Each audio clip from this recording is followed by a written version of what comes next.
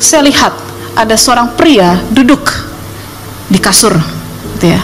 Pria dengan tampang yang najis, ya, kulit yang pucat, bibirnya merah, terus nafasnya gitu ya, tatapannya betul-betul mengerikan, najis gitu ya. Lalu dia bilang gini, aku mau kamu jadi permaisuriku. Dan dia lanjutkan, saya mau kita berdua menjadikan Bandung berdarah. Yang berbahagia ialah mereka yang mendengarkan firman Allah dan yang memeliharanya. Nama saya adalah Melanie Prasetyo. Saya tinggal di Bintaro. Saya lahir dari keluarga Kristen memang dari kecil, tetapi kami adalah orang-orang yang tidak mengenal Tuhan secara pribadi. Ya, waktu itu ayah saya adalah seorang Muslim. Jadi menikah dengan mama, ya, pindahlah agama beliau. Jadi ini yang namanya kekuatan cinta ya Bapak Ibu Saudara, the power of love bisa buat orang pindah agama gitu ya.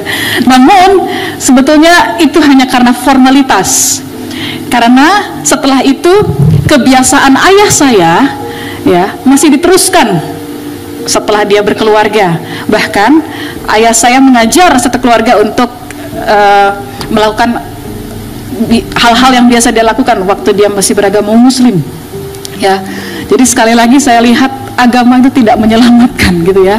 Mau apapun agama itu ya, kalau tidak sungguh-sungguh terima Yesus sebagai Tuhan dan Juru Selamat, sama aja Bapak Ibu Saudara.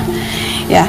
Jadi walaupun kami sering ke gereja ya, tetapi ayah saya suka punya banyak kenalan orang pintar.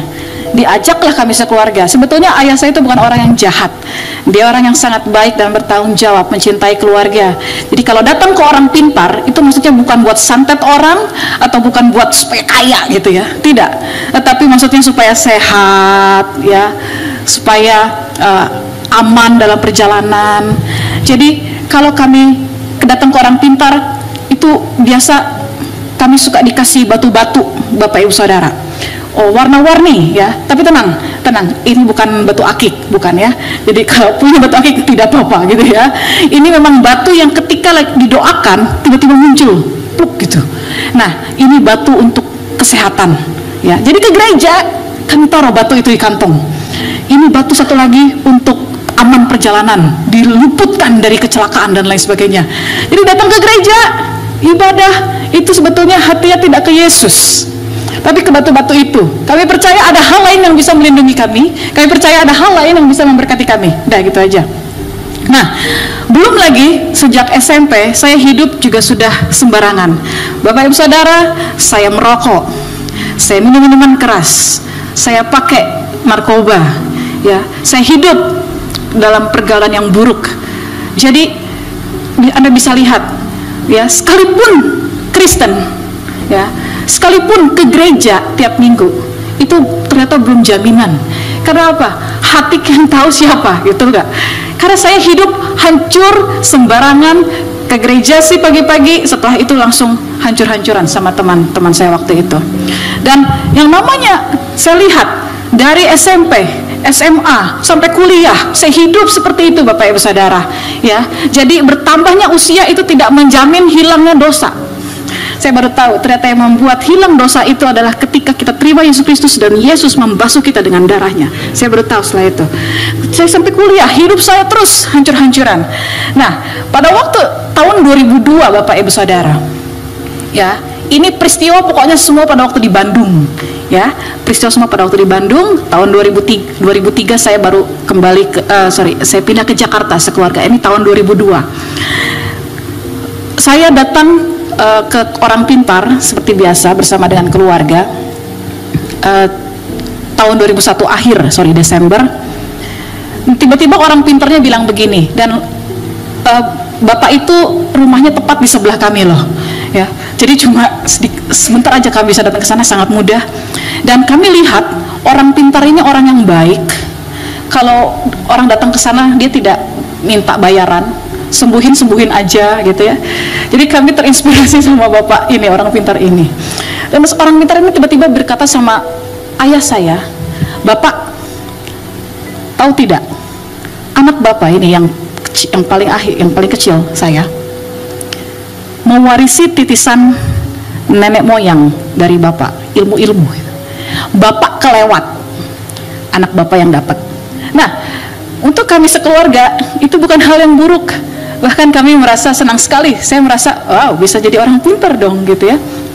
Lalu dengan ritual yang sangat sederhana, ya, mandi kembang, diceplokin telur, diplok gitu ya sama si orang pintar ini. Ritual yang sederhana, Bapak Ibu Saudara. Tiba-tiba besok paginya saya punya kemampuan sihir, ya. Saya sudah dikasih mantranya. Saya mau praktekin aja.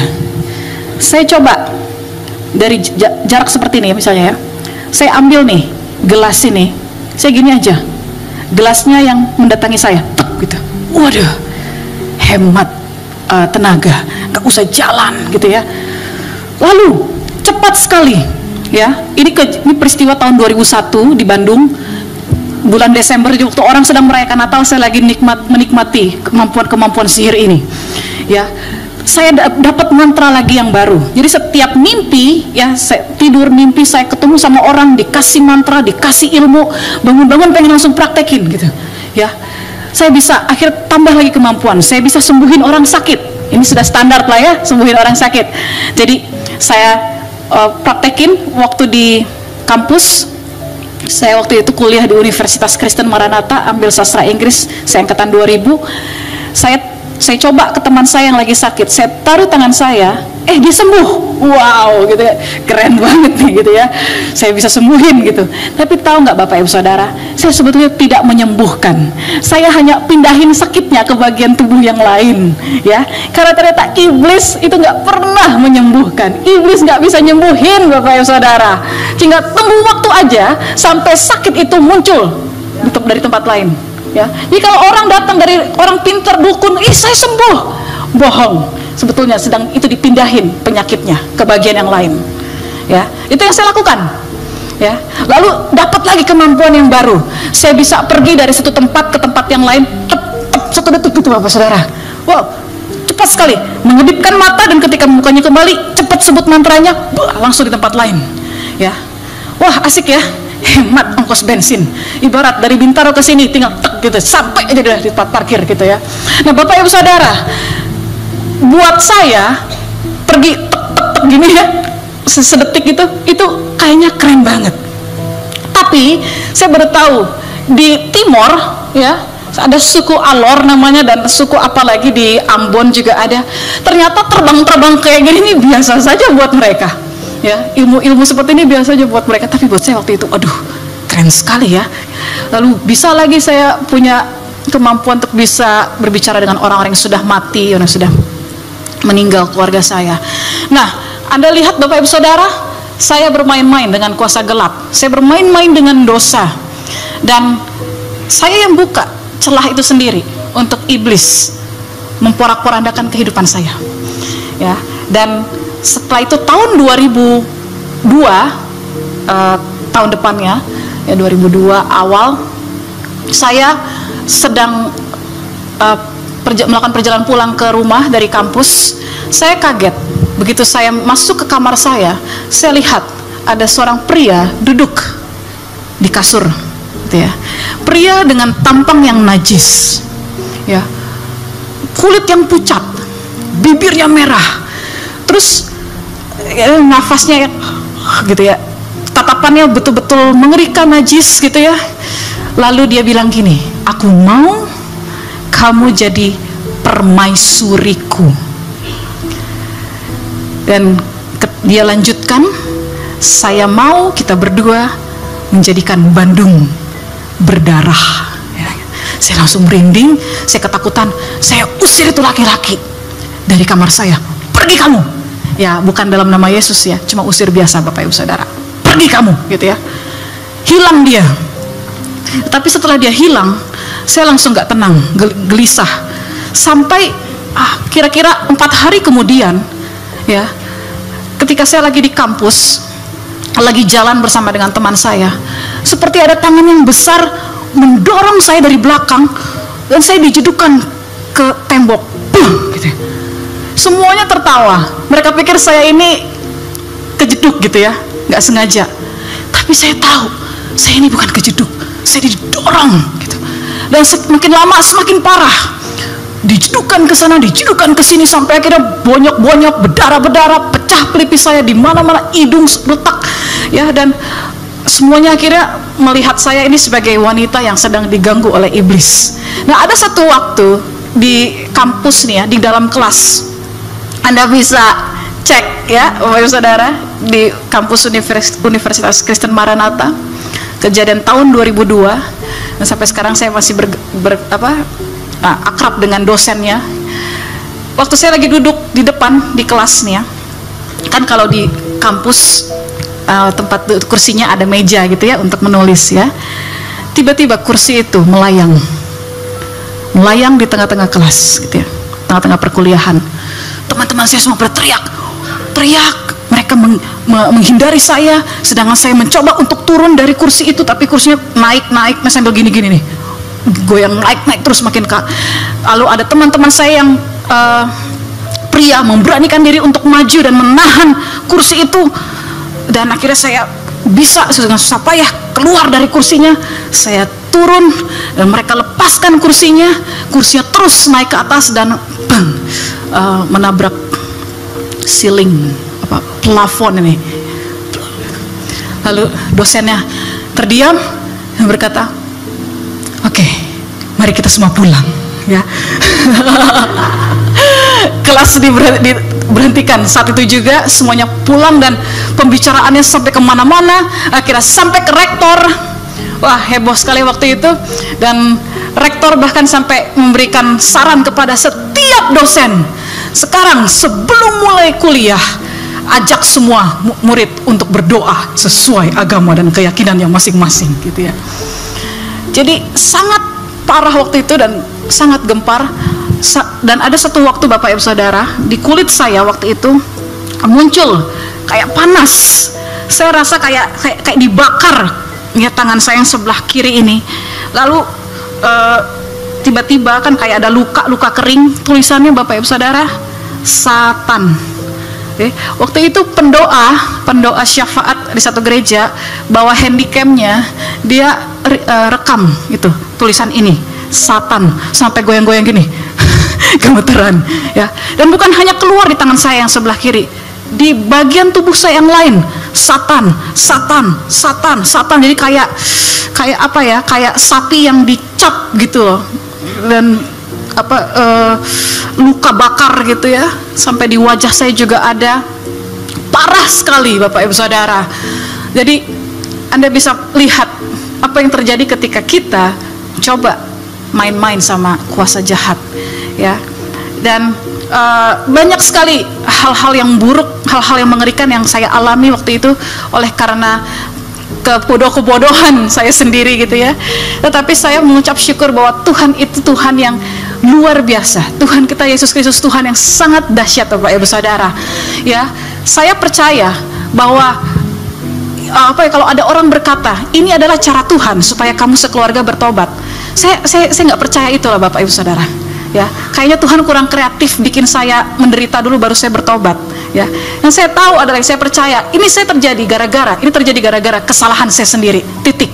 Namun walaupun saya salah, Tuhan adalah Tuhan yang kreatif. Dia bisa membuat semua yang buruk menjadi baik, Dia membuat yang rusak menjadi mulia. Dan di situ saya melihat Bapak Ibu Saudara, bagaimana pekerjaan Tuhan dahsyat sekali. Dalam keadaan yang sangat parah, saya tiba-tiba kena buta, saya kena bisu, saya kena tuli, saya bahkan lumpuh kaki sebelah kanan. Orang hidup kayak nggak hidup, orang nggak hidup tapi ya hidup juga, nggak jelas Bapak Ibu Saudara ya. Habis-habisan saya diinjak-injak oleh si iblis. Lalu Tuhan ternyata memanggil anak-anaknya untuk berdoa. Jadi waktu itu di Bandung Bapak Ibu Saudara, gereja-gereja berkumpul berdoa untuk satu jiwa ini. ya. Jadi saya hasil doa, Bapak Ibu Saudara.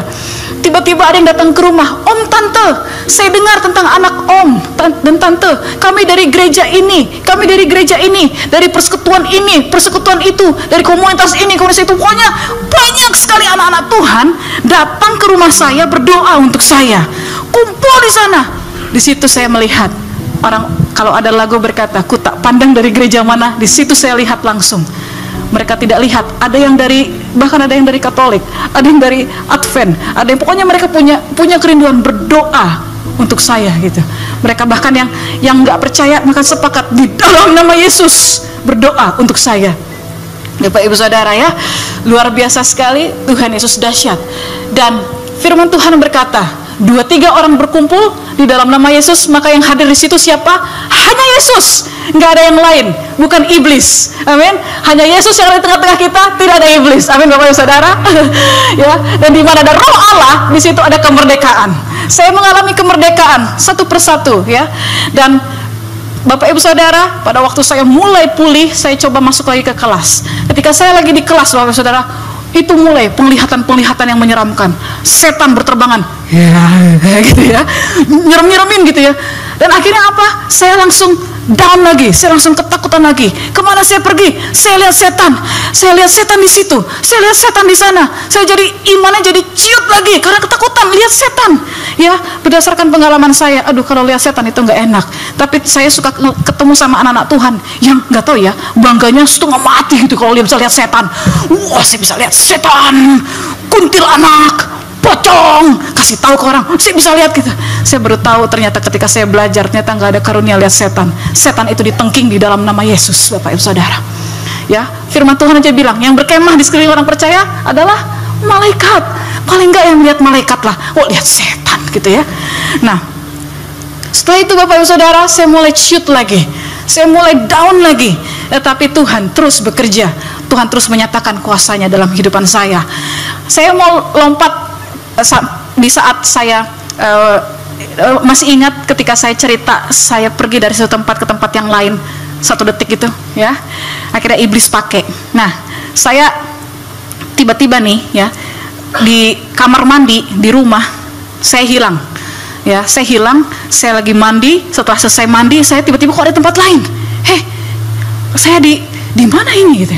Dan kejadian itu berulang-ulang kali sampai akhirnya saya masuk ke radio, stasiun radio di Bandung namanya Maestro. Ada anak hilang terakhir pakai baju warna ini warna itu gitu, berkali-kali hilang ya, sampai akhirnya polisi juga turun tangan waktu itu cari saya. Dan ketika saya ditemukan kembali, Bapak Ibu Saudara, maklum ya, orang tua saya waktu itu masih belum mengerti, sampai ayah saya bilang gini, "Lala, kalau kamu hilang lagi," si imannya hilang lagi nih, "kalau kamu hilang lagi, papa mama taruh kartu nama di kantong celana sebelah kanan kamu ya, set gitu ya. Pokoknya tiba-tiba kamu ada di tempat yang kamu gak kenal. Nah, kamu datangi orang yang mukanya baik-baik, ibu-ibu lah, kasih tahu, 'Bu, saya tolong antar ke tempat ini, Bu, ini alamatnya.' Kalau misalkan mereka butuh biaya transportasi, papa mama kasih uang di kantong celana sebelah kiri. Jadi udah perfecto rasanya gitu ya." Dan ternyata betul hilang berkali-kali lagi. Sampai yang terakhir, Bapak Ibu Saudara, saya ditemukan di daerah Lembang, akhirnya dibawa ke kampus saya di Universitas Kristen Maranatha. Dan siang hari itu saya dijemput oleh ayah saya, ibu saya, sama om saya.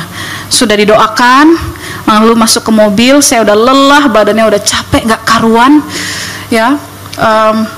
Saya duduk di belakang bersama dengan ibu saya yang nyetir om, papa saya duduk sebelahnya. Nah, itu siang hari ibu saya izin dari kantor untuk melihat keadaan saya ya kan. Dibawa lagi ke kantor untuk ibu saya melanjutkan kerja. Jadi mama turun, naik ke atas, perjalanan dilanjutkan ke rumah. Akhirnya saya sendiri ya yang duduk di belakang ya. Di tengah-tengah perjalanan ayah saya bertanya, "Lala, mau makan tidak?" 3 kali saya ditanya, saya nggak jawab. Sampai akhirnya papa saya lihat ke belakang, saya udah hilang di mobil. Aduh, andaikan ayah saya ada di sini gitu ya, Anda pasti bisa lihat mukanya seperti apa ketika saya cerita ini lagi gitu. dia lihat hilang anaknya di tengah-tengah perjalanan.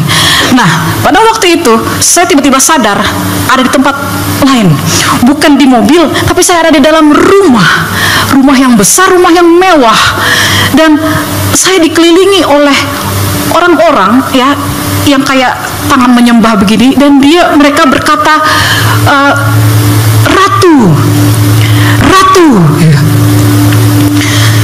Setelah itu ada pintu tuh di depan sana, terbuka pintunya, ada laki-laki datang mendekati saya. Pada saat dia berjalan mendekati saya, orang-orang ini langsung balik badan dan berkata, Tuhan gitu. Sudah sampai di depan saya bingung, ini di mana, tempat apa ini? Saya ketakutan. Laki-laki itu sudah sampai di depan saya dan dia berkata, mungkin kamu lupa sama saya, tetapi hari ini kamu akan kujadikan permaisuriku. Saya langsung diangkat sama dia, ditaruh di pundaknya nih, apa ya bahasa, dipanggul ya, dipanggul. Jadi saya ngelihat punggungnya nih ya, dibawa begini, dibawa ke ruangan yang gelap, diposisikan duduk di sebelah dia dan dirangkul seperti ini. Saya lihat orang-orang tadi udah ganti baju, pakai baju hitam-hitam, dan pria yang di sebelah saya ini ya, dia berkata, mulai. Dan ketika dia udah bilang mulai, saya lihat orang-orang itu langsung melakukan ritual yang mengerikan. Saya lihat ada darah bercipratan di mana-mana. Saya lihat ada ritual yang najis, pokoknya mengerikan sekali gitu. Lalu si pria ini ambil wajah saya gini, saya jadi berhadapan dengan dia, betul, berhadapan dengan dia, dan dia saat itu langsung berubah. Yang tadi mukanya kayak kita manusia gini ya, walaupun mengerikan, tiba-tiba saya lihat mulutnya langsung maju, kepalanya langsung membesar, dia langsung gemeteran gini. Saya melihat dia berubah di depan saya, tepat di depan saya, jadi binatang, jadi setan beneran. Setelah itu saya langsung diangkat, saya ditaruh, ada kayak altar, saya diangkat, saya ditaruh di situ, ditekan bagian dada saya, ditekan seperti ini, dan dia langsung buka kancing kemeja saya. Bapak Ibu Saudara, saya mau tanya, saya bisa ada di sini karena siapa? Kalau bukan karena Yesus, tidak mungkin. Saya sudah ada di sana loh. Saya sudah ada di tengah-tengah mereka, dan dia sedang membuka kancing kemeja saya. Saya nggak tahu mau diapain. Tapi tiba-tiba pada waktu dia sedang membuka kancing kemeja saya langsung ingat ada orang berdoa. Tiba-tiba ingat aja, panggil Yesus, gitu. Panggil Yesus. Saya langsung teriak, Yesus. Walaupun aku mungkin lupa sama engkau, tapi engkau gak lupa sama saya. Saya langsung teriak gitu aja. Saudara, apa yang terjadi? Saya tiba-tiba sadar sedang duduk senderan di warung. Di depannya jalan raya, agak sepi sih gitu ya. Terus saya langsung kaget. Saya langsung berdiri gini. Di mana nih? Ya, terus saya coba lihat di dalam warungnya, orang yang jaganya sedang tidur. Saya langsung mata saya masih kabur, saya kucek-kucek mata saya gitu ya, supaya lebih jelas, lebih fokus. Dan saya lihat kancing kemeja saya terbuka. Artinya apa? Yang tadi itu bukan mimpi, itu betulan. Saya langsung tutup lagi semua. Dan seketika itu yang saya ingat cuma apa? Yesus. Karena ketika saya panggil Yesus, saya keluar ya. Saya nggak ngerti apapun itu yang terjadi, tapi saya cuma satu aja ingat, nama Yesus. Saya langsung berlutut di jalanan. Saya panggil Yesus, Yesus tolong saya. Teriak-teriak, nggak tahu, saya nggak peduli orang lihat up saya kayak gimana. Dan tiba-tiba Bapak Ibu Saudara, pertama kali dalam hidupku loh Pak, Bu, Saudara, saya dengar namanya, suaranya yang lembut. Saya nggak pernah tahu kalau Tuhan ternyata bisa bicara loh sama anak-anaknya. Dan suaranya itu penuh kasih, berotoritas. Dia berkata begini, anakku Lala, orang tuamu saat ini sedang berdoa di GSJA Jalan Jenderal Sudirman, pergilah ke sana. Nah, salah satu gereja yang berdoa untuk saya waktu itu GSJA, dan hari itu tepat ada doa. Ya, ada doa. Nah, saya pada waktu itu dengar suara saya langsung gini, halo, masih polos ya kan, halo Tuhan, ya. Tapi bagaimana cara saya ke sana Tuhan? Teriak-teriak di jalan gitu. Gimana cara saya ke sana Tuhan? Tuhan kembali menjawab, aku menyertaimu. Nah, saya ingat GSJA Sudirman, udah itu aja. Nah, saudara, saya lari deketin angkutan umum ya, angkutan umum. Ada apapun itu angkutan umum saya datangin. Ya, saya bilang, Pak, GSJA Sudirman. Ya tentulah ya, mungkin sopirnya nggak tahu GSJA. Paling nggak dia tahu Sudirman lah ya. Nah, dia, oh ya naik yang itu, Neng, naik yang itu gitu ya panggilannya waktu itu kan. Nah, ada penasaran tidak gimana cara saya bayar angkutan umum itu? Saya ingat dikasih uang oleh orang tua saya di saku celana sebelah kiri, jadi makanya saya bisa bayar gitu ya. Jadi nggak ada yang kebetulan. Nah, perasaan campur aduk, gak karuan, sampai akhirnya saya salah terima informasi harus turun di mana, lalu lanjut naik nomor berapa, mobil yang nomor berapa, warna apa. Akhirnya saya nyasar nggak punya uang lagi untuk bayar, mau nggak mau turunlah, nangis saya di jalanan. Hujan deras tiba-tiba, saya bilang aduh udah deh ini kacau, saya nggak tahu di mana. Tapi ketika lihat ke sebelah kanan ada pelang tulisannya GSJA Sudirman. Saya sudah sampai Bapak Ibu Saudara. Ya, beri tepuk tangan buat Tuhan. Saya langsung lari masuk ke gereja itu. Saya lihat di lapangan parkirnya, halaman parkirnya ada mobil yang tadi siang jemput saya. Itu udah malam. Ada om saya di situ dan dia kaget melihat saya. Dia bilang, Lala, cepat kamu ke atas. Sedang berdoa mereka. Nah, saya udah nggak pikir-pikir banyak, saya langsung masuk ke gereja itu gerejanya tuh ruko, jadi lantai 2 ruang ibadahnya. Saya naik ke atas walaupun udah capek. Saya buka pintu ruang ibadahnya. Bapak Ibu Saudara, saya lihat mulai dari gembala, keluarga gembala, jemaat, orang tua saya, semuanya sedang begini. Yesus, tolong selamatkan anak kami. Yesus, kembalikan Lala pada kami. Tanpa mereka sadar, saya sudah ada di ruang ibadah itu. Firman Tuhan berkata, doa orang benar apabila dengan yakin didoakan, sangatlah besar kuasanya. Haleluya.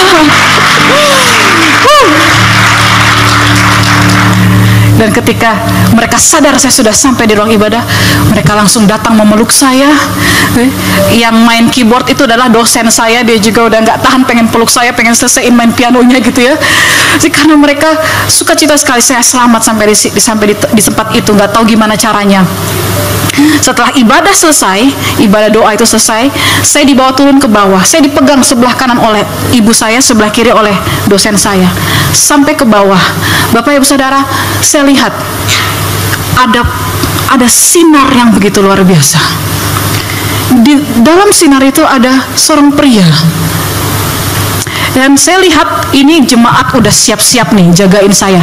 Mau masuk mobil biasanya susahnya bukan main. Biasanya iblis itu suka manifestasi gitu ya. Ini mereka udah siap-siap gini. Mesin mobil udah dinyalain. Jadi pokoknya kalau udah dekat di mobil saya dimasukin gitu ya. Tutup pintu. Gitu ya, selesai gitu ya. Mereka udah siap-siap nih. Om saya juga udah siap-siap. Ayo udah gitu ya. Tetapi saya bilang sama mama saya, Mama, Cici ya, dosen saya lihat ada laki-laki di situ. Dia tersenyum, mukanya baik banget. Nah, maklum Bapak Ibu Saudara, waktu itu kisah saya setiap hari setan melulu. Setan. Jadi dosen saya bilang gini, Lala, usir dia dalam nama Yesus gitu. Saya langsung, pergi kamu. Saya kasih muka paling jelek, dalam nama Yesus gitu. Dan apa yang terjadi? Dia tidak pergi. Dia malah tersenyum dan dia buka tangannya. Dia bilang gini, anakku, aku mengasihi engkau. Ini suara yang sama yang saya dengar tadi di jalanan, yang bilang, anakku, orang tuamu sedang berdoa di GSJA. Ini suara sama ini. Dan dia berjalan mendekati saya dengan wajah penuh senyum. Berjalan mendekati saya. Wah, cahayanya luar biasa, sinarnya gitu ya, penuh dengan kemuliaan. Nah, sekarang saya bisa ngomong bilang penuh dengan kemuliaan. Dulu kan gak ngerti gitu ya, tapi saya begitu terpesona dan sangat ganteng, luar biasa sekali, luar biasa sekali. Ketika sudah di depan saya, ya, saya sampai mendongakkan kepala karena tinggi. Pria ini berlutut di depan saya sehingga akhirnya mata saya bisa sedikit sejajar sama dia. Dia ambil tangan saya yang sebelah kanan, dia ambil tangan yang sebelah kiri, dibentuk seperti ini. Dan ketika itu Bapak Ibu Saudara, setelah dia usap wajah saya bebas dari kuasa si jahat, saya lepas dari kuasa iblis, dan semua jemaat orang tua saya di situ semua pada bersuka cita. Pertemuan saya dengan Yesus Kristus pada malam hari itu memberikan kelepasan dalam kehidupan saya, dan Tuhan memberikan saya wibawa, keberanian. Dan akhirnya saya nggak jadi anak-anak yang ketakutan lagi, karena saya tahu ketika Yesus datang, saya dilepaskan, kuasa iblis semua tumbang. Ya, saya dimerdekakan, saya dibebaskan, saya disembuhkan, saya dipulihkan. Itu Tuhan kita yang dahsyat, Yesus Kristus, Bapak Ibu Saudara. Dan boleh tambah lagi berapa? Sampai jam berapa? Boleh? Oke, siap. Oke, Bapak Ibu Saudara, setelah sudah berapa bulan setelah peristiwa itu, ya, saya mau coba habiskan semuanya nih ya. Biasanya kesaksian saya dibagi dua part gitu ya, tapi saya akan coba habiskan hari ini. Jadi setelah berapa bulan peristiwa itu, saya dijujulin sama firman Tuhan oleh hamba-hamba Tuhan. Disuruh belajar memuji, menyembah, disuruh hafalin firman Tuhan. Nah, beberapa bulan kemudian Bapak Ibu Saudara, satu siang saya istirahat.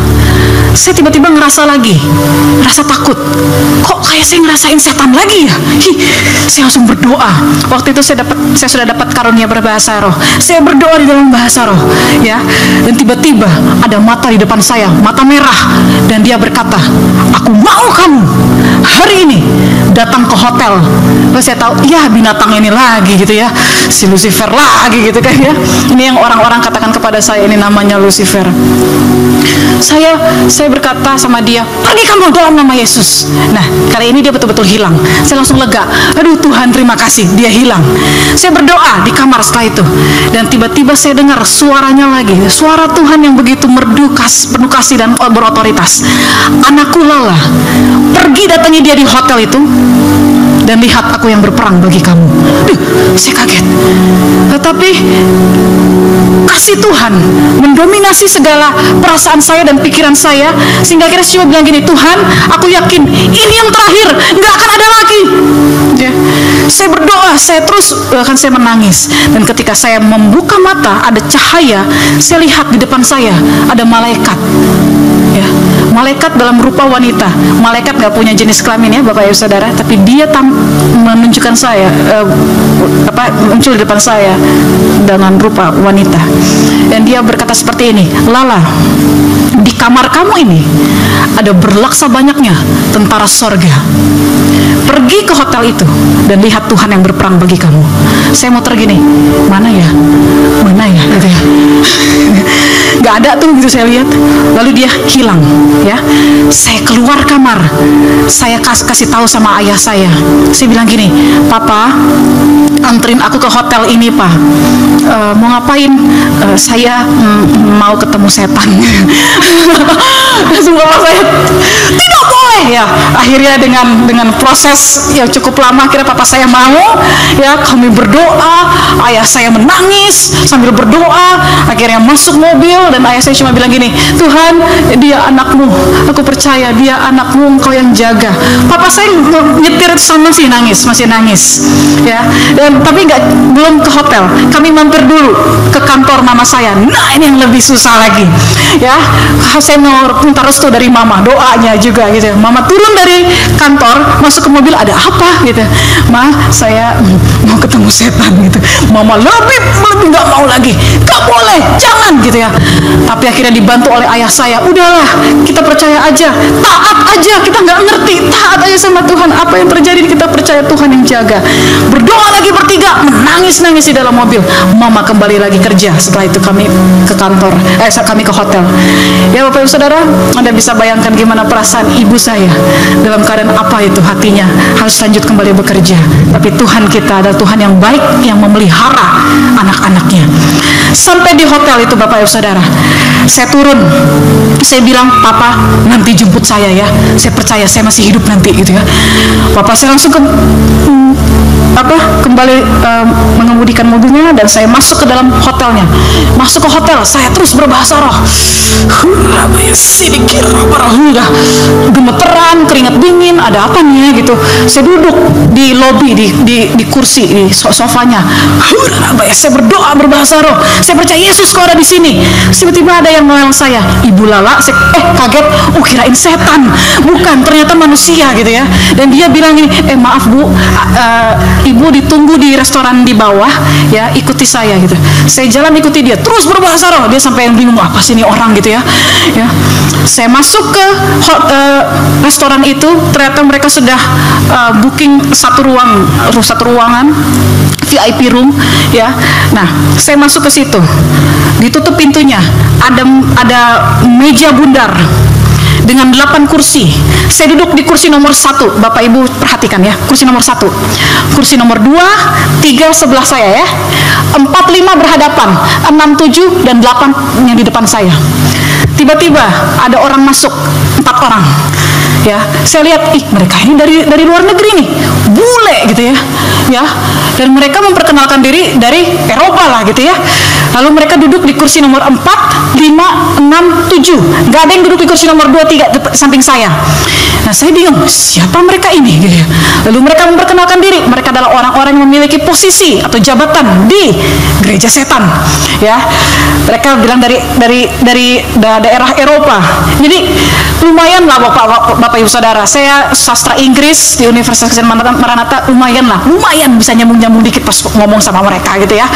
Jadi mereka bilang, tolong pertimbangkan untuk ikut kami ya, karena sepanjang sejarah pada saat Tuan kami Lucifer mau meminang seorang wanita tidak pernah gagal.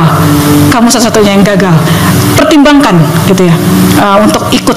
Mereka nggak banyak ngomong Bapak Ibu Saudara. Saya langsung bilang gini, saya paling nggak tahu lah ya satu kata ini, repent, bertobat tuh sih, repent in the name of Jesus. Segitu aja lah, gaya banget ya. Saya nggak tahu banyak kata-kata Alkitab waktu itu, masih belajar banget, cuma tahu repent.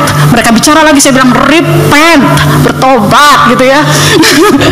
Nah, tiba-tiba saya mulai ngerasain ada atmosfer yang mengerikan. Saya ngerasain, ya si setan itu ada di sini nih gitu ya. Terus mejanya gemeteran, bergetar gitu ya. Mejanya bergetar dan saya gemeteran badannya. Saya langsung berdoa lagi, bahasa roh. Saya Tuhan kau ada di sini, Tuhan kau ada di sini. Begitu saya buka mata, saya lihat si setan itu, binatang itu lagi di sebelah saya, lagi begini, lagi ngelirik saya gini. Saya langsung gini, ya dia di sini gitu kan. Tapi dia berjalan, duduk tepat di depan saya, kursi nomor 8. 4, 5, 6, 7, 8 penuh. Kursi nomor 2, kursi nomor 3 kosong. Dan dia langsung berkata sama saya. Dia bilang gini, aku mau kamu jadi permaisuriku. Dia mulai gombalin saya gitu ya. Tapi saya langsung potong aja, dalam nama Yesus kamu sudah kalah. Pokoknya gak boleh lah dia ngomong sama saya. Saya potong-potong dia. Dan dia langsung berdiri. Dia menembus itu meja dan langsung cekik saya sampai kursi saya yang saya duduki mundur ke belakang. Ya, tiba-tiba saya dengar di dalam hati, anakku, lepaskan tanganmu, aku yang berperang bagi kamu. Saya lepas tangan saya dan saya lihat tangannya Lucifer terlepas dan bahkan terpelintir, dia terpental ke belakang. Dan saya lihat, ada apa nih? Kenapa dia terpental? 4 orang itu juga kaget, ada apa yang terpental? Tiba-tiba Tuhan bukakan penglihatan saya, ada 2 malaikat besar kanan kiri saya sedang berdiri. Saya mikir, oh mungkin itulah alasannya kenapa kursi 2 dan 3 kosong, sudah di booking sama malaikat. Dan dari belakang saya lihat ada cahaya, ada banyak sekali tentara surga, malaikat berjajaran berdiri di belakang saya. Dan di tengah-tengah malaikat yang berjajar itu ada satu kepala yang nongol gini, kasih jempol, oh ini malaikat yang di kamar saya. Setelah itu saya langsung berdiri.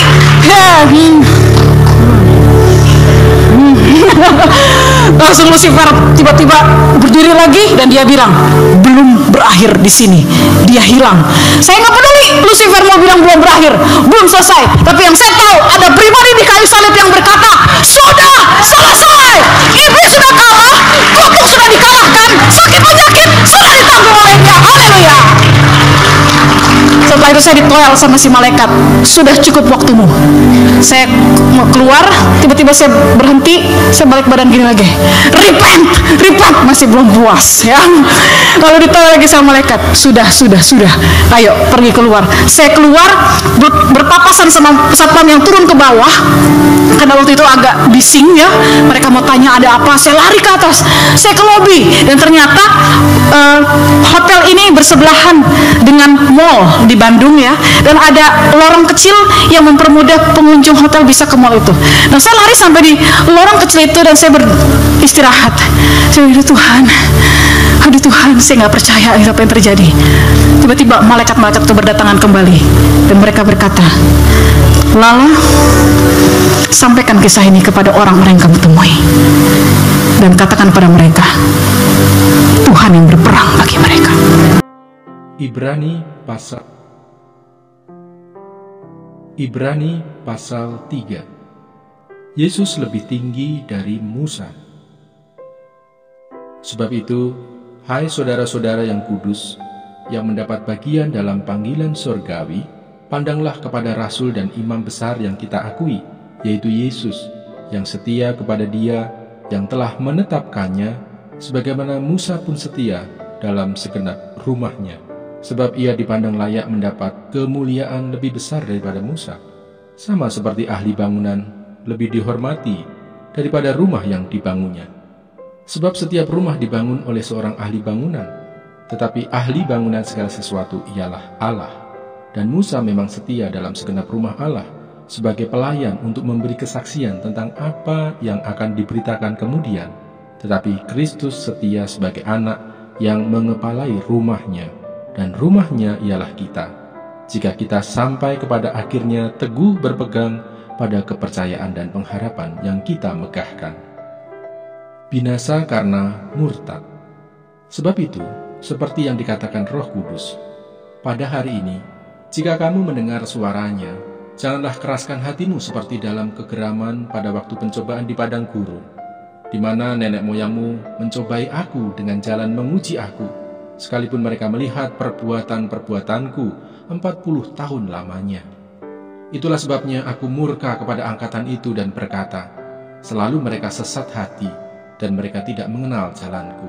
Sehingga aku bersumpah dalam murkaku, mereka tak akan masuk ke tempat perhentianku. Waspadalah, hai saudara-saudara, supaya di antara kamu jangan terdapat seorang yang hatinya jahat dan yang tidak percaya oleh karena ia murtad dari Allah yang hidup. Tetapi nasihatilah seorang akan yang lain setiap hari, selama masih dapat dikatakan hari ini, supaya jangan ada di antara kamu yang menjadi tegar hatinya karena tipu daya dosa. Karena kita telah beroleh bagian di dalam Kristus, asal saja kita teguh berpegang sampai kepada akhirnya pada keyakinan iman kita yang semula. Tetapi apabila pernah dikatakan, pada hari ini jika kamu mendengar suaranya, janganlah keraskan hatimu seperti dalam kegeraman, Siapakah mereka yang membangkitkan amarah Allah, sekalipun mereka mendengar suaranya? Bukankah mereka semua yang keluar dari Mesir di bawah pimpinan Musa? Dan siapakah yang ia murkai 40 tahun lamanya? Bukankah mereka yang berbuat dosa dan yang mayatnya bergelimpangan di padang gurun? Dan siapakah yang telah ia sumpahi bahwa mereka tak akan masuk ke tempat perhentiannya? Bukankah mereka yang tidak taat? Demikianlah kita lihat bahwa mereka tidak dapat masuk oleh karena ketidakpercayaan mereka.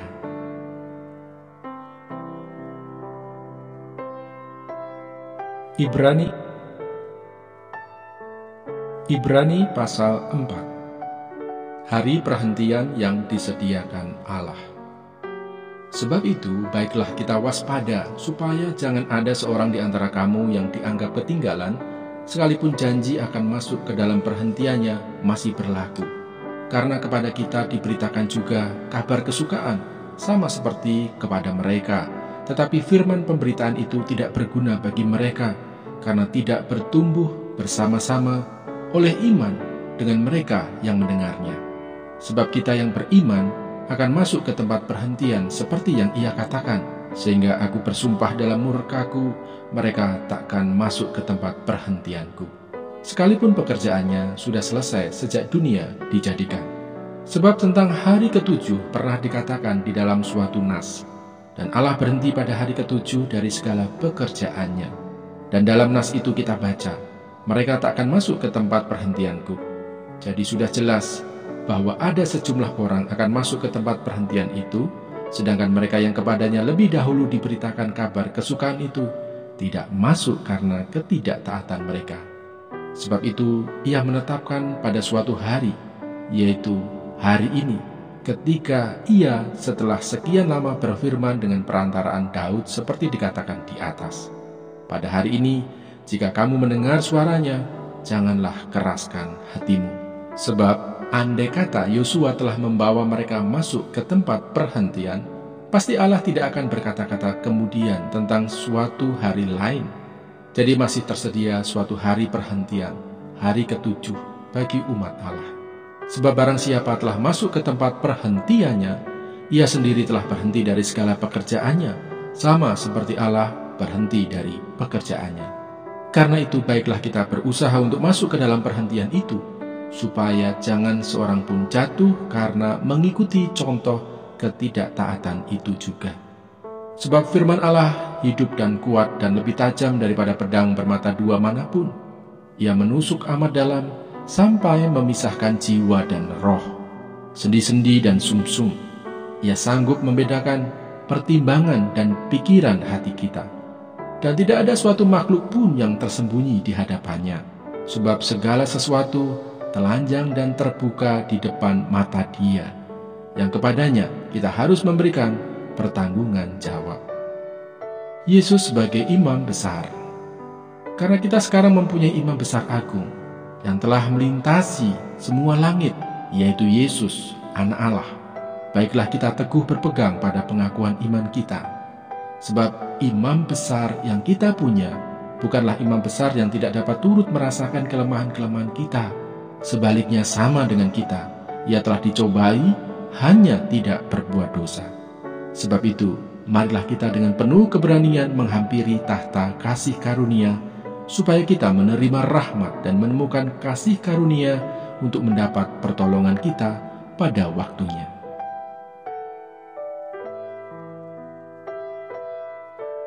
Ibrani pasal 5. Sebab setiap imam besar yang dipilih dari antara manusia ditetapkan bagi manusia dalam hubungan mereka dengan Allah, supaya ia mempersembahkan persembahan dan korban karena dosa. Ia harus dapat mengerti orang-orang yang jahil dan orang-orang yang sesat, karena ia sendiri penuh dengan kelemahan, yang mengharuskannya untuk mempersembahkan korban karena dosa, bukan saja bagi umat, tetapi juga bagi dirinya sendiri. Dan tidak seorang pun yang mengambil kehormatan itu bagi dirinya sendiri, tetapi dipanggil untuk itu oleh Allah, seperti yang telah terjadi dengan Harun. Demikian pula Kristus tidak memuliakan dirinya sendiri dengan menjadi imam besar, tetapi dimuliakan oleh Dia yang berfirman kepadanya, "Anakku, engkau telah kuperanakkan pada hari ini." sebagaimana firman-Nya dalam suatu nas lain, "Engkau adalah imam untuk selama-lamanya, menurut peraturan Melkisedek." Dalam hidupnya sebagai manusia, ia telah mempersembahkan doa dan permohonan dengan ratap tangis dan keluhan kepada Dia yang sanggup menyelamatkannya dari maut, dan karena kesalehannya, ia telah didengarkan. Dan sekalipun ia adalah anak, ia telah belajar menjadi taat dari apa yang telah dideritanya. Dan sesudah ia mencapai kesempurnaannya, ia menjadi pokok keselamatan yang abadi bagi semua orang yang taat kepadanya. Dan ia dipanggil menjadi imam besar oleh Allah menurut peraturan Melkisedek. Peringatan supaya jangan murtad. Tentang hal itu banyak yang harus kami katakan, tetapi yang sukar untuk dijelaskan, karena kamu telah lamban dalam hal mendengarkan. Sebab sekalipun kamu ditinjau dari sudut waktu, sudah seharusnya menjadi pengajar, kamu masih perlu lagi diajarkan asas-asas pokok dari penyataan Allah. Dan kamu masih memerlukan susu, bukan makanan keras. Sebab barang siapa masih memerlukan susu, ia tidak memahami ajaran tentang kebenaran, sebab ia adalah anak kecil. Tetapi makanan keras adalah untuk orang-orang dewasa, yang karena mempunyai panca indera yang terlatih untuk membedakan yang baik daripada yang jahat.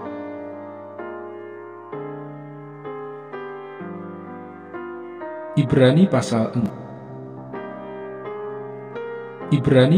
6. Sebab itu marilah kita tinggalkan asas-asas pertama dari ajaran tentang Kristus dan beralih kepada perkembangannya yang penuh.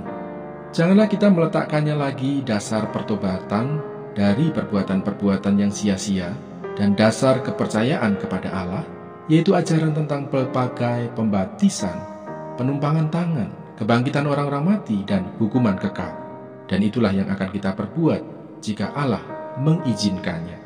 Sebab mereka yang pernah diterangi hatinya, yang pernah mengecap karunia surgawi, dan yang pernah mendapat bagian dalam Roh Kudus, dan yang mengecap firman yang baik dari Allah dan karunia-karunia dunia yang akan datang. Namun yang murtad lagi, tidak mungkin dibaharui sekali lagi sedemikian, hingga mereka bertobat, sebab mereka menyalibkan lagi anak Allah bagi diri mereka, dan menghinanya di muka umum. Sebab tanah yang menghisap air hujan yang sering turun ke atasnya, dan yang menghasilkan tumbuh-tumbuhan yang berguna bagi mereka yang mengerjakannya, menerima berkat dari Allah. Tetapi jikalau tanah itu menghasilkan semak duri dan rumput duri, tidaklah ia berguna dan sudah dekat pada kutuk yang berakhir dengan pembakaran. Berpegang teguh pada pengharapan. Tetapi, hai saudara-saudaraku yang kekasih, sekalipun kami berkata demikian tentang kamu, kami yakin bahwa kamu memiliki sesuatu yang lebih baik, yang mengandung keselamatan. Sebab Allah bukan tidak adil, sehingga ia lupa akan pekerjaanmu dan kasihmu yang kamu tunjukkan terhadap namanya oleh pelayanan kamu kepada orang-orang kudus, yang masih kamu lakukan sampai sekarang. Tetapi kami ingin supaya kamu masing-masing menunjukkan kesungguhan yang sama untuk menjadikan pengharapanmu suatu milik yang pasti, sampai pada akhirnya, agar kamu jangan menjadi lamban, tetapi menjadi penurut-penurut mereka yang oleh iman dan kesabaran mendapat bagian dalam apa yang dijanjikan Allah. Sebab ketika Allah memberikan janjinya kepada Abraham, ia bersumpah demi dirinya sendiri, karena tidak ada orang yang lebih tinggi daripadanya. Katanya, "Sesungguhnya aku akan memberkati engkau berlimpah-limpah dan akan membuat engkau sangat banyak." Abraham menanti dengan sabar, dan dengan demikian ia memperoleh apa yang dijanjikan kepadanya. Sebab manusia bersumpah demi orang yang lebih tinggi, dan sumpah itu menjadi suatu pengokohan baginya yang mengakhiri segala bantahan. Karena itu, untuk lebih meyakinkan mereka yang berhak menerima janji itu akan kepastian putusannya, Allah telah mengikat dirinya dengan sumpah, supaya oleh dua kenyataan yang tidak berubah-ubah tentang mana Allah tidak mungkin berdusta, kita yang mencari perlindungan beroleh dorongan yang kuat untuk menjangkau pengharapan yang terletak di depan kita. Pengharapan itu adalah sauh yang kuat dan aman bagi jiwa kita, yang telah dilabuhkan sampai ke belakang tabir, di mana Yesus telah masuk sebagai perintis bagi kita ketika ia, menurut peraturan Melkisedek, menjadi imam besar sampai selama-lamanya. Yang berbahagia ialah mereka yang mendengarkan firman Allah dan yang memeliharanya.